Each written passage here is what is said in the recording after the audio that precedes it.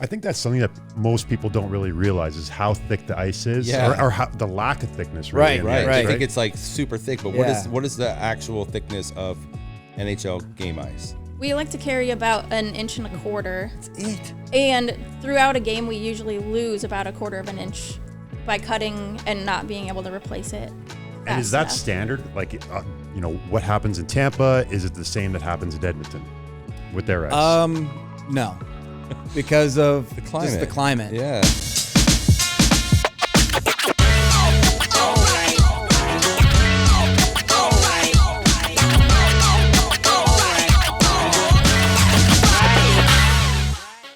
Bolts Nation, welcome into another episode of the Bolts Block Party, powered by our awesome friends at Highlight IPA. Wolfie here, joined by my cohort Braden Coburn, and I legit, Kobe, I've been trying to get these two on the show for probably 2.5 years, and we finally got them to walk away from their very busy day to join us here on the block. Patrick Jesso, AMALIE Murdock, you may have seen them 1,000 times on the ice. They are our ice operations crew manager, assistant manager.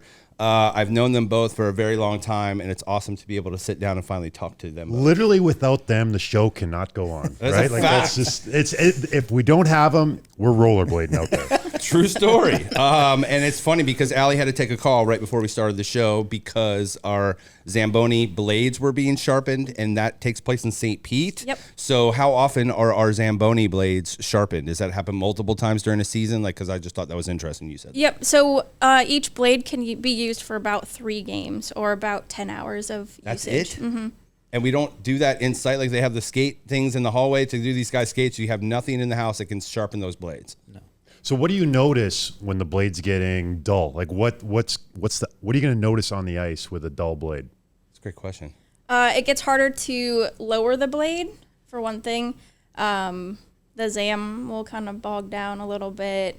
The ice will get a little bumpy, things like that. So it keeps it level, right? And it'll actually, you'll start seeing like waves, is what we call it on the ice, where it'll start seeing like waving motions on the ice, and that's when you kind of dictate, knowing that the Zam is kind of on its last. So leg. we have 2 Zams, right? We have a fan Zam, but the 2 Zams that are used for on the ice. So how many blades or how many sets of blades do you have? Because if you have to change them every 3 games, like how do we have multiple backup blades that we use? Yeah, we have like a whole wall of just Zam blades next to our Zams. So we you're have, I always think, covered. 17 or 18 Zam blades that we have currently right now. And so how some often rotation. are they coming to pick them up and bring them back to you? Like what's that rotation like? Every month or 2. Yeah, okay. So it's not that That's often. true. I didn't think about that. We're not Yeah. playing every day. Like Right. we're, a couple times. But they're cutting the ice every day. Yeah, That's right. we have like 6 to 10 that we kind of send out every time too. So we always have backups, I was gonna say, obviously. yeah, you have to. So we don't make sure that we don't send them all out at once, because that would be a bad thing. Can we send Wolfie's samurai swords there too? 'Cause I Actually, imagine- probably, yeah. Actually could. Okay, so I'm saying like this. Where is this place? Have you been to this factory that sharpens these blades? Because I'm assuming the process is kind of. No, we actually haven't. We Okay, actually field trip. Yeah, it's just a little like hole in the wall, like Zam sharpening blade place that they do multiple things. They do like knives and stuff like that too. Okay, so yeah, Paper the sword. mill. Bring it Paper in. mill Stuff. like stuff. Yeah, Okay. it's kind of, they're all over the place. with So what they I do. would like to hear really both of your guys' journeys to get to the Tampa Bay Lightning. I know Patrick has a rather unique situation because I don't know if you know this, but his dad and his brother both are on the ice crew as well. So I'm just interesting because Family affair. it is a family affair, but it's a unique situation for both of you. Obviously, I don't know if this is 100% true or not, but all that I've known is that you're the only female Zamboni driver in the NHL. I've yet to see another one. That may have changed over the years, but were you the first ever in the NHL? Or It's like the first full time. There has been others before me, but some teams have like rotations, or they would just fill in or something. yeah, but so you're the one. Like she's the trendsetter. Don't let anybody fool you. It started here with the Lightning. But tell us, a little bit about your backstory, because obviously becoming a Zamboni driver, on ice operations. Where does the love and passion for that come from, and really how did you guys get to this point? You want to start with Allie? Let's go with you first. So I am from Wisconsin. Okay. I started playing hockey there when I was 4. Wow. We moved to Florida, and it was for my dad's job. Okay. And his boss, actually, it was around the time the Lightning started. So he sent my dad some Lightning jerseys for us as like a, hey, we have hockey down here kind of thing. So I've been playing the whole time. Sure. And then I always knew I wanted to work in hockey and specifically for the Lightning. But I didn't know what I wanted to do. Sure. So I have a pretty basic like management degree, just broad. And I was working at a web design company when I signed up for fantasy camp. Okay. And Tom Miracle and Patrick watched me at camp. Mm-hmm. And one day Tommy just came over and said, hey, do you want to be on my ice crew? Just like that. So You got scouted. that's You got scouted. I got really scouted. did. Got Yeah. scouted Really at did. fantasy camp. That's I feel right. like that's every person's dream right there. They go to fantasy Right. camp, and then the team calls. It says, Yeah. we want to It might not have you been on the team. Julian, but it was She was dangling around I was gonna say, everyone, like, and yeah, she was a what good was- skater, and we just saw I was it. gonna say, what was the defining factor that you guys saw? Was we her just skating? saw her out there skating, and she was one of the best ones out there. So we're like, hey, she seems like she'd be eager to, and one thing led to another. I haven't left. Alex, was- so well, Wisconsin, where does that, like, where do Wisconsinites, where's your allegiance lie as far as NHL teams? Is like Chicago or Louis. you guys kind of like in the middle there, Yeah, I right? think it depends. So Chicago's right there, or Minnesota as Okay, well. yeah. So I think Wow. it kind of. I mean, if I have to pick. No. Well, Or- did you have Did you a grow team? up- I mean, No. I had a Blackhawks jersey Okay. growing up, But okay. but You burned it since. yeah, exactly. good. As well. Yeah. Yeah, she should have. No, Very but cool though. I mean, I've been a Lightning fan since I moved here in '98, so at least since then. It's amazing. And Pat, like, give us your whole rundown, because again, I want to hear the whole family dynamic with your dad and your brother. Like, it's a very unique situation to have 3 family members on an ice crew together. But give us your whole story there too. I'm from Tampa. My parents are actually from the Pittsburgh area, and they were big sports fans, obviously, up in that area. Big sports fans. And then, of course, in the early 90s, whenever I was about 4 or 5 years old, I was watching a lot of the Penguin games and Steeler games and Pirates and whatnot. And what caught my eye is that Mario Lemieux was out there skating around, being one of the greatest, and just kind of caught my eye ever since then with just watching that and wanting to do that. Obviously, I was from Florida, not a whole lot of hockey at that time. Yeah, especially so there now. wasn't really any rinks nearby that I could actually go. So we would actually roller skate and rollerblade like every weekend. And whenever I wasn't doing that, I was playing baseball or football. And my dad was always into baseball and football when he grew up. So it kind of instilled me to kind of just do other sports and not just hockey. Sure.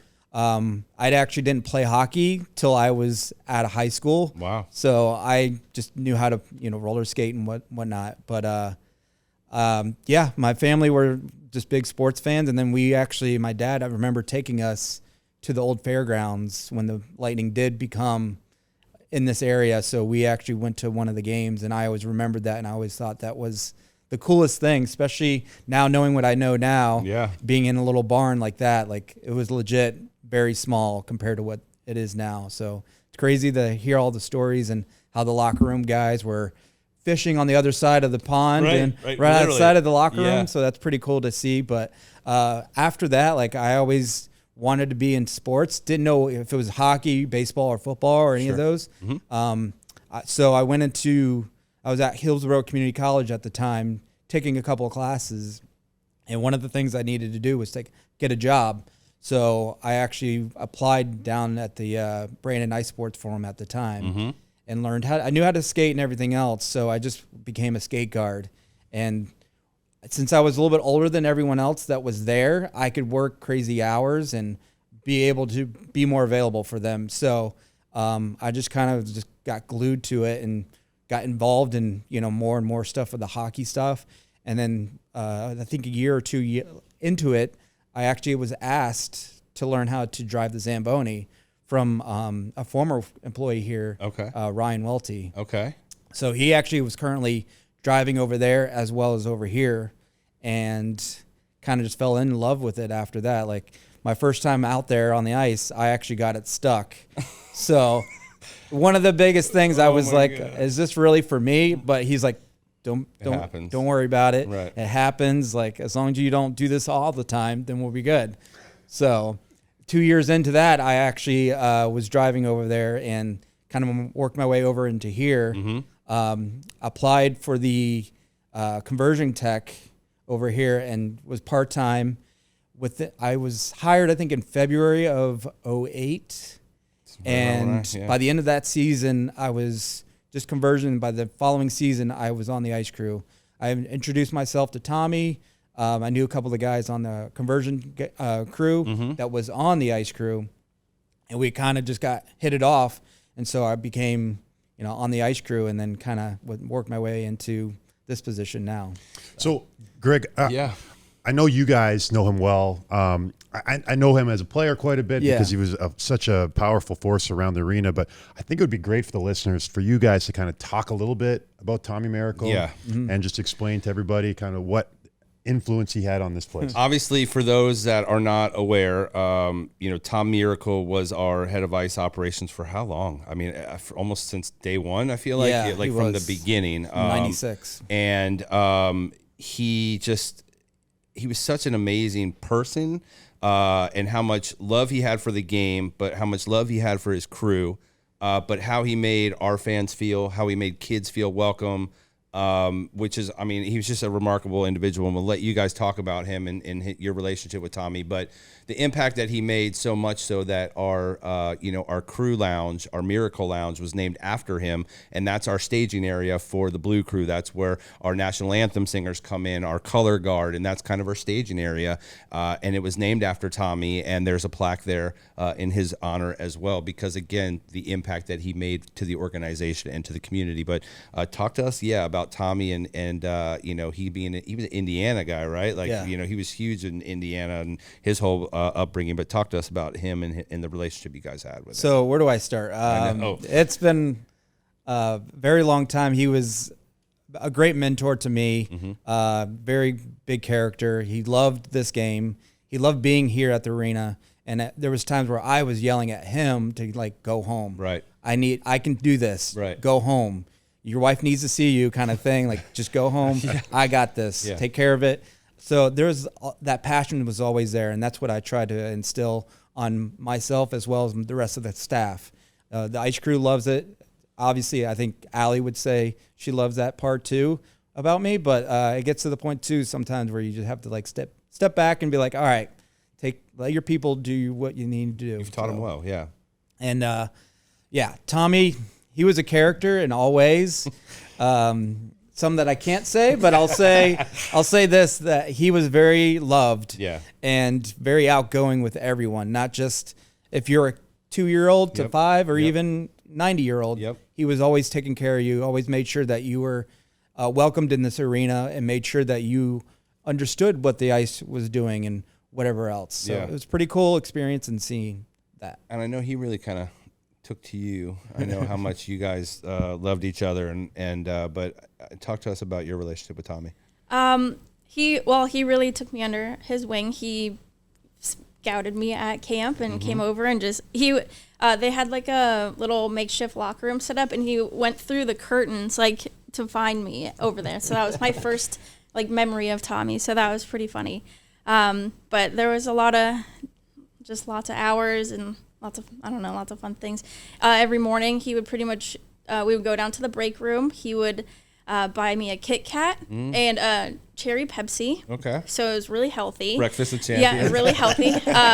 But it's just little things like that. He would make you, he cared. He wanted you to feel appreciated. And he told really good jokes. He was always joking. That was the one thing, jokes, pranks. He'd be down and he'll grab a snowball and you're not paying attention because you're working. And next thing you know, you get hit in the head with a snowball. He's over there pretending he had no idea. What are you talking about? It's not me. He'd pull on you, tap. He's doing this and he's over there. It's just a kind of individual, lighten the mood all the time. And like you said, they have a very serious job to do because it's very technical. And I would love for you guys to kind of talk to us about your daily routine, when you show up to the rink and basically taking us from the morning time prepping the ice to game time and everything that goes on with that. There's just a lot of moving parts, and you really have to be on your P's and Q's. But talk to us about what a day on a game day looks like for you, the time you get here, and what you're doing when you first get here to the game. We start at 7 a.m. On a game day, that's a 7 p.m. puck drop, by the way. 7 p.m. even if it's an 8 o'clock when we're still at 7 o'clock here in the morning. We kind of set up our area with making sure the ice is ready. So we'll do our edge and then do drilling if we need to. And if there's an injured guy, we have to find out if there's an injured guy on earlier than morning skates. Oh, wow. So we have to find that out. Essentially just ZAM out there, get ready for that if there's an injured guy.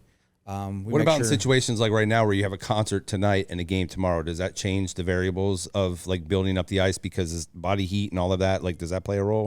We try to anticipate a lot of that. Like, so if there's a couple of shows coming up, we'll try to build up and flood prior to when the ice gets covered. So we'll actually prep a lot of that. And then whenever we do coming out into the morning of game day, like say for this Thursday, we actually are able to cut a little bit heavier so we can get the ice ready quicker for the guys in the morning. Patrick, what's on the ice exactly that you get that for the concerts and stuff? Is it just wood? Is there a special composite that goes over top? It's a special like insulation fiberglass flooring. It's like 4x8 sheets that cover the ice and helps insulate the ice as well. So it doesn't sweat too much, but there are some sweating. And that's where our conversion staff. Yeah, because if you look right now out on the floor, there are these little, like where the corners come together, there's openings there. So you can see the ice is exposed. Right. So you got to wonder that's got to get heat, in those spots. Right. And we know, but I think some people out there, they don't realize that the ice is cooled from the ground. There's the pipes under the ground. So maybe you guys can talk about that a little bit. Yeah, some people think it's just the temperature in the air, but that would never sustain it, right? Yeah, for sure.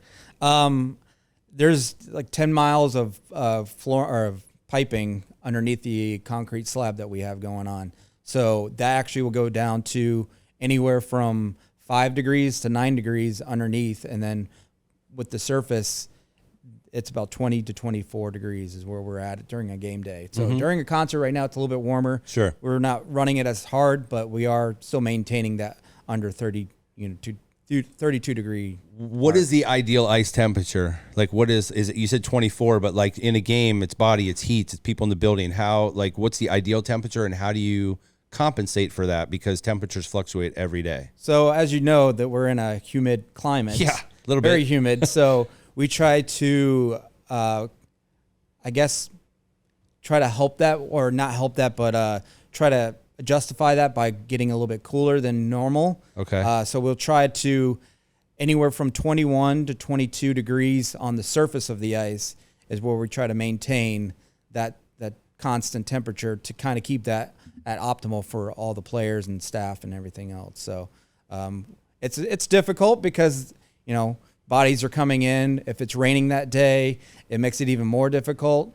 So our engineering staff will try to help us by shutting all the curtains and whatever else to kind of maintain the positive pressure that we have coming in and pushing out the doors is our air. So what happens if you get here on a game day, for example, 7 a.m., you're getting ready to do your thing, and you notice that the ice is in 3/4 of an inch lower than it's supposed to be? How long does it take for you guys to build the ice back up to that optimal level? Because I'm sure there's been times where you got in here, you're like, this is not good. We got a lot of work to do before game time.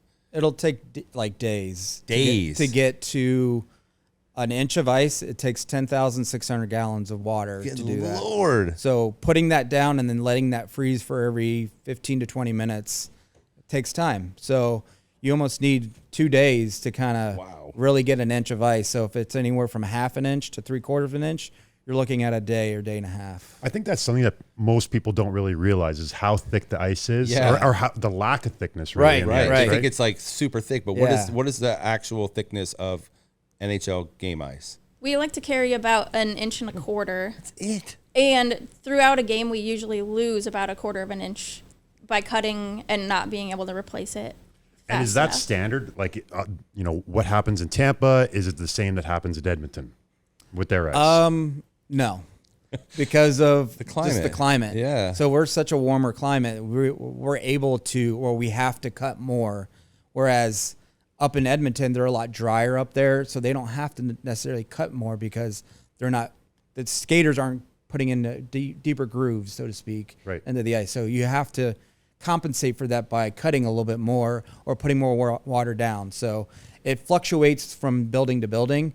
But the league is trying to mandate to where we can all have that same type of similarities on cutting and putting down water, building temperatures, stuff like that. So. And what about the temperature of the water that you guys put down? A lot of people are surprised to hear about that as well. So it's not freezing cold water that you're putting on cold ice. So we, ours is about 130 degrees. Hot water. Oh yeah, hot water. The reason for that is hot water has less oxygen, so it doesn't have air bubbles when it freezes. Interesting. A little bit more dense than cold water. A lot of chemistry and science involved with ice work. Like it's not stuff you said like you think about, but like these guys know down to like the inch and like the degree of the variations. It's mind blowing. Well, and you have to. And so, a person, you guys drive Zambonis or the Olympia. You know, Zamboni. Some people say like Zamboni. That's what the machine is, but it's really not, right? That's a brand, right? There's different types of brands of ice machines, right? Yep.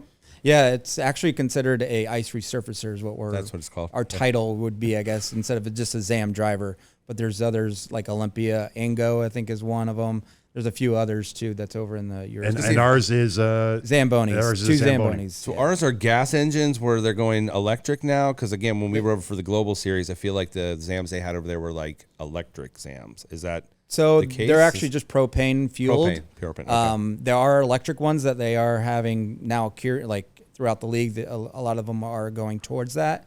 For the outdoor games, they actually do miniature Olympias as of right now. Yep. There is a propane fueled as well. So I'm glad you guys brought that up because, I've been very privileged to have been asked to host a lot of these NHL league events, from the Stadium Series, the Heritage Classic, the Global Series, the outdoor games. And I know that, the way I get chosen is by the NHL league official staffs, like the game presentation and folks that oversee those events, the Stanley Cup, etc. You guys both have been privileged to also be a part of these outdoor games, these Global Series, these Heritage games.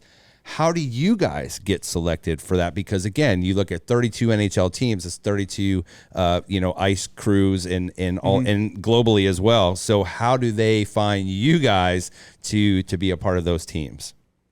I mean, is that by committee? I'm just curious, 'cause do they travel around? I mean, they obviously know your work, but how do you guys get selected for those? So each building has an NHL rep, and there's three as far as our ice things go. Okay. And then each of them sort of get assigned a game, so they get to pick their crew. So they're assembling their crew just like the game ops people are doing a lot the of same. it too has to do with going back to Tommy. Tommy actually had us get in relationships with these guys to create these bonds, and we over the last couple of years we've been fortunate with deep playoff runs and stuff like that. They came to our games in person and got to know them, and we're here. I mean, they're here with us for 2 months, maybe even 3 sometimes, and they're there at 7:00 also, just like we are. So we get a lot of, bondage, so to speak, with them, and a big relationship with them, and so we get to that selection in that point. I remember, so the first outdoor game I played in I was in Philly, and we played at Fenway Park against Boston. Oh. Yep. And you guys probably know, but Dan Craig. Yep. So Dan Craig, he's kind of one of those guys that would be considered like one in the group of Godfather. Yep. Godfathers of ice care. Yes. Yeah. He kind of wrote the book a little bit on He it. did. And he was hired by the NHL, and he kind of handed it out. Kind of the protocols, because there was a lot of issues. There's a lot of things going on. You have the sun. It could rain. The snow could be coming. The temperatures is so. There's so many variables. Yeah. So guys like that, and you guys mentioned a little bit about a standardized kind of form, but guys like Dan Craig, do you guys talk to other guys around the league about what they're doing? Maybe that could help you guys, and do you guys share information like that? Oh, for sure. We actually just so happened to have the Nashville Predators ice guy come down to the game last week, and we just kind of fed off each other on what he does and compared to what I do, and vice versa. So it was a good communication type of thing and relationship. But we also have a kind of a convention during the off season where we all get together and we talk about what our experiences were, or issues or whatnot. Mm-hmm. And then we're always on constant communication with emails and stuff like that throughout the year. So we're always willing to help each other out. and make sure that, everything is running smoothly for each other. So it's the elephant in the room, right? Is the potential of someday there being an outdoor game here in Tampa. And I know our CEO, Steve Griggs, he told us last time on the show, sooner than later is what he's been saying. You guys, I know, have had to been involved in those discussions simply from a scientific standpoint. Like you just said, Tampa poses all sorts of issues with our climate and trying to figure out the best time of year, like what's the coldest week on the almanac. Like there's so many variables that go involved to that. In your professional opinion, because again, you both have worked outdoor games, so you've seen it, and I'm sure you've been involved in those discussions. What's the craziest concept you've heard thus far in those talks that has been talked about as an option to try to preserve ice? I'm sure there's been a lot of different things that have been discussed. I've heard some, and I'll just throw one out there that I heard, was something about maybe covering the ice somehow until almost game time and helicopters coming in and pulling off whatever said cover is to like officially start the game. Is that rumor or is that something that was brought up? Like there's a million options that have been thrown out there. There was all kinds of ideas. It was something similar to that. Okay, so there was some, but there was no bad idea, to be honest. Yeah. And there is stuff like that where my personal opinion would be a tent to go over and wait till right before the game or the day of the game. So there's something, right. And pray that the temperatures are going to be ideal to what we need, because the main thing is humidity and wind, and then the sun as well. Obviously, we would have to do something in the evening, like a late start, like an 8:30 type of a game, right. In January, February. And that's the other thing is the NHL going to adjust their schedule, because normally, the Winter Classic is always like New Year's Day time, and like the outdoor series is normally this time of year. Will they adjust to go, hey, well, we have to look at the variables of Tampa. We can't do it at that time. We have to wait until their climate calls for it. But you would think also the technology today and the advancements and just technology, that there's a way to figure out to keep the ice cool and not where the air temperature can affect something that low. Right. I mean, I'm just throwing stuff out there, right? You want to make sure, too, that the number one thing I think a lot of probably teams are thinking about is, you can have the ice, but is the ice good quality? Are you going to have a good game? Right. Are the players going to be safe? Right. Because some of the games that I played in, it was every TV timeout, they were out there patching holes. They had the fire extinguishers, and there was the one we played in Philly at Citizens Bank Park, there was like holes in the ice all over the place, and there were some challenges. It was windy. It was kind of not ideal. But I mean, you even look at the one in Colorado a couple of years ago, where they had to stop. They had to stop the game and then postpone it till midnight, I think it was, where during warm-ups they were having holes in the ice because the sun was beating down on it and it was melting it that quickly. So next question, in your guys' opinion, where's the best spot to hold this game if we have it in Tampa? Indoors? No. But I mean, like, I would say the Trop, but that's also obviously not the answer right now. Well, maybe. Ideally, it's an open air stadium now. It kind of is open air right now. But I don't think that would be sustainable right now. Ideally, somewhere with a retractable roof, but obviously there is have that around here, right? So it's Raymond James Stadium. Raymond James, or But I mean, even at Raymond James Stadium, the sun goes down on the west side of the stadium. So by 5 o'clock, depending, especially if you're in daylight savings time, that January, February time of year, it's going to be cooler. It's going to be darker earlier. So again. You just hope that there's enough cooling systems in there to keep the ice, as cool as possible. Yeah, and the main thing, too, is the wind, too, as well. Right. Because that wind will do the same thing as melt it with the sun or anything else. Man. It's just crazy to think about how much science is really involved in. You almost have to insulate everything. The boards, underneath, over top, I don't know. It's just something to kind of figure out. So I wanted to ask you guys, if you feel this or you have kind of input from the team, the general manager, the head coach comes to guys, the ice was bad tonight. What do you guys say to that? How do you feel? Because that's, I know that sometimes players, hey, we are as grumpy as they come sometimes. Yeah, right. And, if I'm not going to look at myself and say, hey, I had a bad game, I'm going to be like, that ice was garbage, giving you guys the side eye or telling. How do you guys deal with certain things like criticism like that? And, deep down the players know that certain conditions are not in your control. Right. But, there is an element of your job where you have to deal with criticism, right? Yep. You got to, first and foremost, you have to have thick skin. Yes, you do. But for the other parts, you honestly just have to try and figure out what they're trying to tell you. So when we're in constant communication with Coop, asking him like, hey, how's the ice or whatever else? And usually he's like, it's good.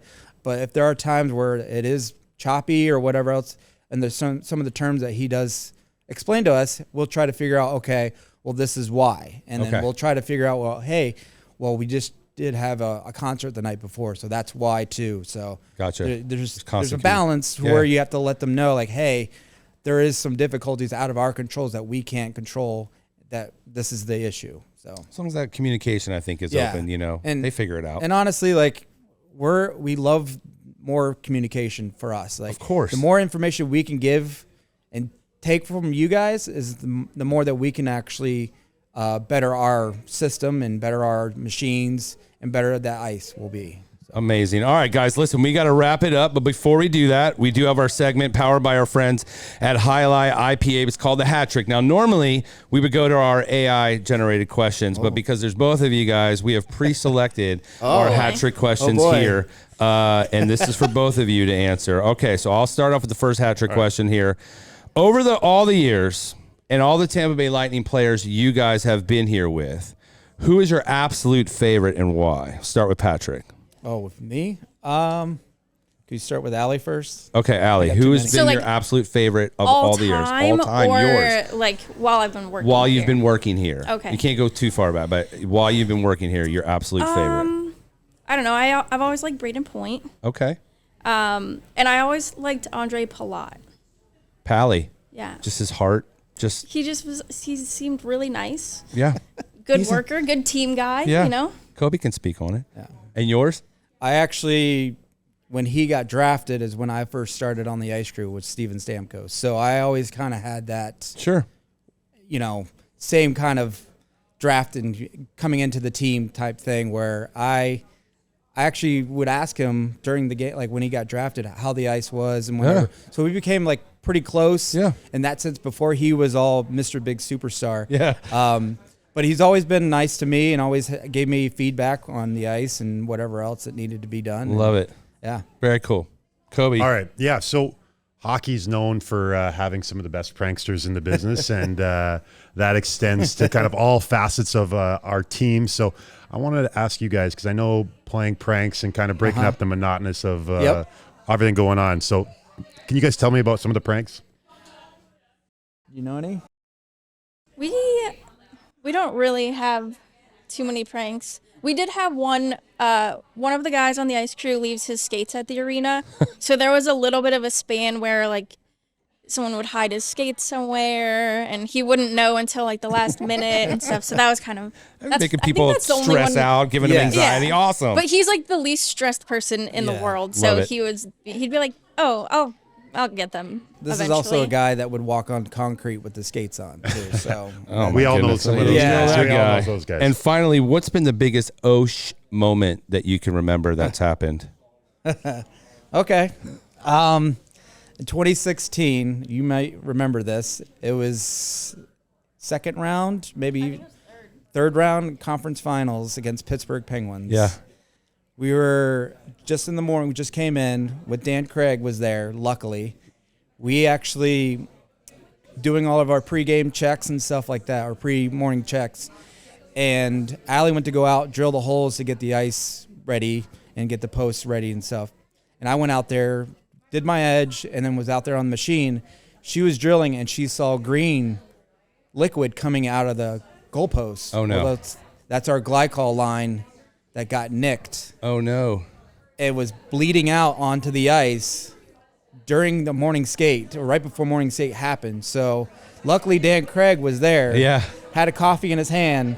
I was driving by, and I told him, and he goes, "Oh, crap." Yeah. And never seen him flip out or freak out till that day. Oh, my goodness. For most of that day, we were dealing with that issue. We actually had a company come in. They flew from Detroit with this liquid that you can seal it from the inside. Wow. We did that. It wasn't working. We actually sucked out the vacuum on the back side just so we could put a JB weld and a sleeve down in there to stop the bleeding, so to speak. Oh my goodness. We had to shut the plant off for this, so the whole day we didn't have the plant running. We still had morning skate, and they could only skate like 3/4 of the ice, I think, at that time, because we blocked it off. Oh my God. We were a half hour away from canceling the game. Oh my God, that would have not been good. Yeah. Wow, but the game happened. Yes, the game happened. I think the Lightning won. I think we ended up winning, so that helped. Yeah. But you always forget when you win. It was definitely. I remember this. I always be like, you cancel a game, it screws up the whole schedule. Oh yeah, like it's a domino effect. Especially with like momentum and everything else. And that time of year too, you're like Playoffs. in May. Yep. So the ice is already stressed. Right. And yeah. So it was definitely a no crap moment for us. And well, there it is. We definitely got a lot of pizza after that. Yeah. It was, the pizza cures everything, doesn't it? Exactly. Well, listen, guys, thank you so much, Allie and Patrick, for joining us here on another awesome episode of the Bolts Block Party, powered by our awesome friends at Highlight IPA. We appreciate you, Bolts Nation, and we'll catch up with you soon.